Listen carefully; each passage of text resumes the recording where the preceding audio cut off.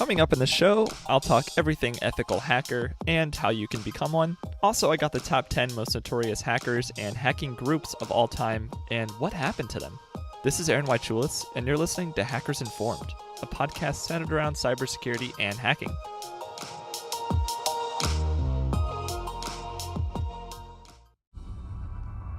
Linux 2.4 is now available as of last week, just in time for the new year.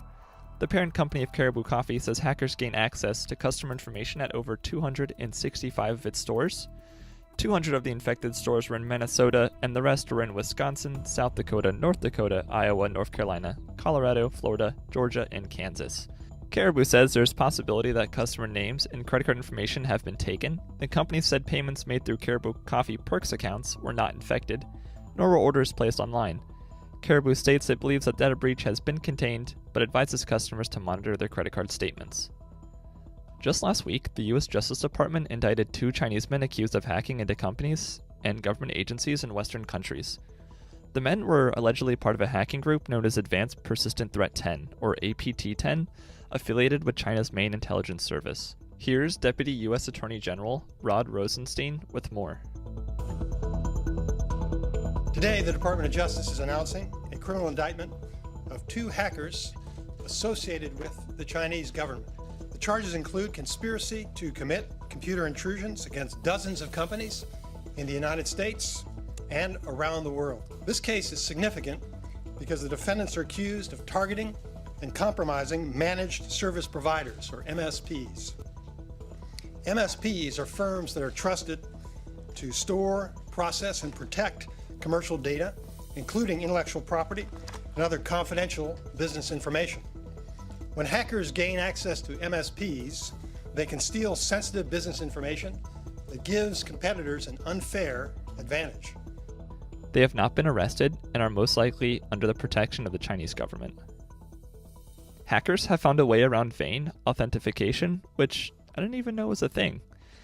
As the name implies, a computer scans the shape, size, and position of the user's veins under the skin of the hand. At the Chaos Communications Congress in Germany, security researchers created a fake hand out of wax to fool the vein sensor. This was once known as a very high level of authentication. You're listening to Hackers Informed. More coming up.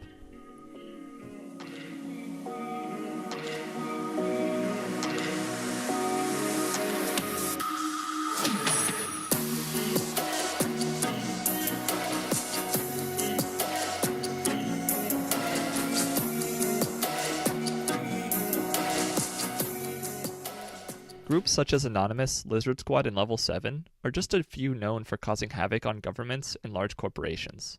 Over 500,000 cyber attacks happen each day, and there seems to be no sign of slowing.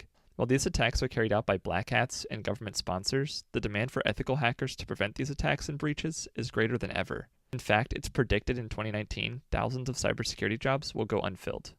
So, what do ethical hackers do? These hackers are computer security specialists who break into protected systems and networks to test and assess their security. Ethical hackers use their skill to improve security by pointing out vulnerabilities basically before malicious hackers exploit them. Ethical hackers use the same tools as black hats, but they have permission to use them against the company that hired them. Becoming an ethical hacker isn't an overnight process. Most cybersecurity experts have a bachelor's degree in computer science, computer security, or another related technical field. For entry-level positions, most companies require between 1 to 2 years of previous experience. And then for senior-level positions, it jumps to 5+ years. If you're coming out of college, security, network, or system administrator may be a place to start. These positions are typically prerequisites before becoming a security engineer or security specialist. The average pay for an administrator is between $65,000 to $90,000 a year. After becoming an engineer or analyst, you can aim for a senior-level security job, which would be something like security architect, manager, or consultant. And then even beyond that, the highest paid and the highest ranking security jobs would be security director and chief information security officer, or CISO. The average pay for these positions well exceeds over $100,000. Your employer will expect hard skills specific to your position, though good fundamentals to start are IDS and IPS penetration testing, along with secure coding practices, basic knowledge in ethical hacking, knowledge in Windows and Linux operating systems, and even some programming languages under your belt really help out. So things like C, C++, Java, PHP, Python, etc. And then also firewall and intrusion detection protocols are also a plus.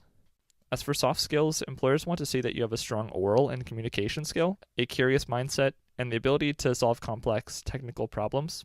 Lastly, certifications play a big part in landing a job. CEH, which is Certified Ethical Hacker, CCNA, which is Cisco Certified Network Associate, and CISSP, which is Certified Information System Security Professional, are some that I would recommend. Not all may be available. Most require some previous experience before you can take them. As you already know, not all hackers are good. I came across a really super interesting article by makeuseof.com laying out the top 10 hackers and hacker groups of all time and what happened to them. The first hacker on the list is Kevin Mitnick. I'm not an alcoholic, I'm not a drug addict, maybe I'm an adrenaline junkie. I'm a hacker. You can get pretty addicted, and it's actually thrilling. And his story is so wild that it was even the basis for a featured film called Trackdown, and the US Justice Department called him the most wanted cybercriminal in US history. What did he do? Well, after serving a year in prison for hacking into the Digital Equipment Corporation's network, he was let out on 3 years of supervised release. And by the end of that period, he fled and went on a 2.5-year hacking spree that involved breaching into the National Defense Warning System and stealing corporate secrets. Mitnick was eventually caught and convicted with a 5-year prison sentence. And after fully serving those years, he became a consultant and a public speaker for computer security. He now runs Mitnick Security Consulting, LLC. Number 2 is Jonathan James, and this one's a bit tragic. Jonathan James was known as Comrade, and he began hacking at a very young age, managing to hack into several commercial and government networks, and he was even sent to prison for it while he was a minor. After, James hacked into NASA's network and downloaded enough source code equaling a total of 1.7 million in assets. And this just wasn't any source code. This was detailed information on how the International Space Station worked. NASA had to shut down its network for 3 entire weeks while they investigated the breach. In 2007, several high-profile companies fell victim to numerous malicious network attacks. Even though James denied any involvement, he was suspected and investigated. And in 2008, James committed suicide, believing that he would be convicted of crimes he didn't commit. Number 3 is Albert Gonzalez. In his cell. Albert Gonzalez is awaiting trial on allegations he orchestrated the largest data breach in history. Gonzalez started off as a leader of a hacker group known as Shadow Crew. In addition to stealing credit card numbers, Shadow Crew also fabricated fraudulent passports, health insurance cards, and even birth certificates for identity theft crimes. So what did Albert Gonzalez do to get caught? Well, he really paved the way to internet fame when he collected 170 million credit card and ATM numbers over a period of 2 years. He then hacked into the databases of TJX companies and Heartland Payment Systems to steal their stored credit card numbers as well. He was caught and sentenced to 2 sentences of 20 years, and is scheduled to be released in 2025. Number 4 is a hacker known as Dark Dante. Dark Dante earned his 15 minutes of fame by utilizing his intricate knowledge of telephone systems, and at one point, he hacked into radio stations' phone lines and fixed himself as the winner of a new Porsche. According to media, he was the Hannibal Lecter of computer crime.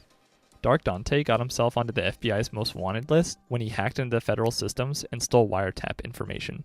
He was later captured in a supermarket and sentenced to 51 months in prison and billed $56,000 in restitution. After being released from prison in 1995, he really changed his ways. He began working as a journalist and is now a contributing editor for Wired. In 2006, he even helped law enforcement to identify 744 sex offenders on MySpace. Number 5 is the NASA hacker Gary McKinnon. McKinnon was known as Solo on the internet and allegedly coordinated what would become the largest military computer hack of all time. Over a 13-month period of February 2001 to March 2002, McKinnon illegally accessed 97 computers belonging to the U.S. Armed Forces and NASA. He claimed he was only searching for information on free energy suppression and UFO cover-ups, but according to the U.S. authorities, he deleted a number of critical files and rendered over 300 computers inoperable, resulting in over $700,000 in damages. So where is he now? Well, being of Scottish descent and operating in the United Kingdom, McKinnon was able to dodge the American government until 2005 when he faced extradition. After a series of appeals, Theresa May blocked his extradition on the grounds that he was seriously ill, and the extradition would be incompatible with human rights. Since I came into office, the sole issue on which I have been required to make a decision is whether Mr. McKinnon's extradition to the United States would breach his human rights. Number 6 is Robert Tappan Morris. Robert Tappan Morris picked up his knowledge of computers from his father, Robert Morris, who was a computer scientist at Bell Labs and later the NSA. Morris is accredited as the creator of the first known computer worm. So what did he do that made him so notorious? Well, in 1988, he created the Morris worm while a student at Cornell University. The program was intended to gauge the size of the internet, but it had a flaw. Computers can be infected multiple times, and each infection would cause the computer to slow down even more. It rendered over 6,000 computers unusable. In 1989, Robert Tappan Morris was found to have violated computer fraud and the Abuse Act. He was sentenced to 3 years of probation and 400 hours of community service, with a $10,000 fine. He eventually founded the Y Combinator and is now a tenured professor at the Massachusetts Institute of Technology. Number 7 is Lloyd Blankenship. Lloyd was known as the mentor in many hacking circles and has been an active hacker since the 1970s.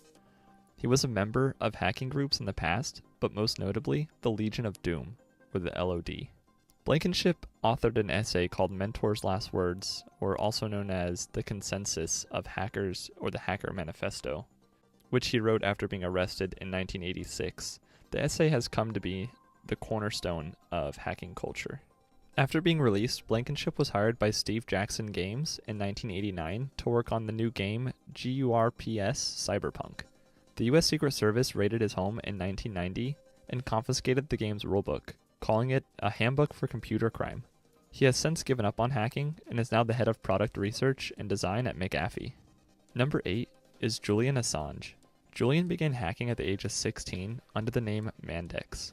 In over 4 years, he hacked into various government, corporate, and educational networks, including the Pentagon, NASA, Lockheed Martin, Citibank, and Stanford University. Assange went on to create WikiLeaks in 2006 as a platform for publishing new leaks and classified documents from anonymous sources. The United States launched an investigation against Assange in 2010 to charge him under the Espionage Act of 1917. Julian Assange is currently a citizen of Ecuador and is in the Ecuadorian embassy in London. He is fearing extradition to the United States based on these charges. British officials tell me that if Julian Assange left the Ecuadorian embassy behind me, he would likely be arrested. Now, there have always been questions over what would happen next. Not anymore. This morning news that the WikiLeaks founder would likely face charges and extradition to the US. Number 9 is Guccifer 2.0. Nobody knows for sure if Guccifer is a person or a group of people, but the name pays homage to a Russian hacker who often targets U.S. government officials and other political heads. During the 2016 U.S. presidential election, the Democratic National Convention's network was hacked.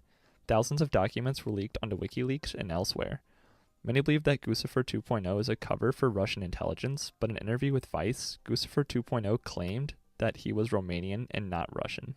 Guccifer 2.0 disappeared just before the 2016 presidential election and then reappeared once in January 2017 to assert that he had no ties to Russian intelligence. And since then, no one has heard from Guccifer.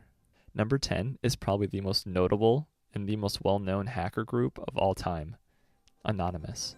We are anonymous. We are legion. We do not forgive.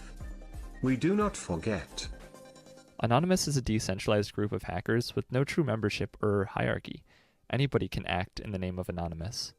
And since their debut in 2003, Anonymous has been credited for attacking several notable targets, including companies like Amazon, PayPal, and Sony, along with Westboro Baptist Church, Church of Scientology, parts of the dark web, and governments of Australia, India, Syria, United States, and dozens of others. Where is Anonymous now?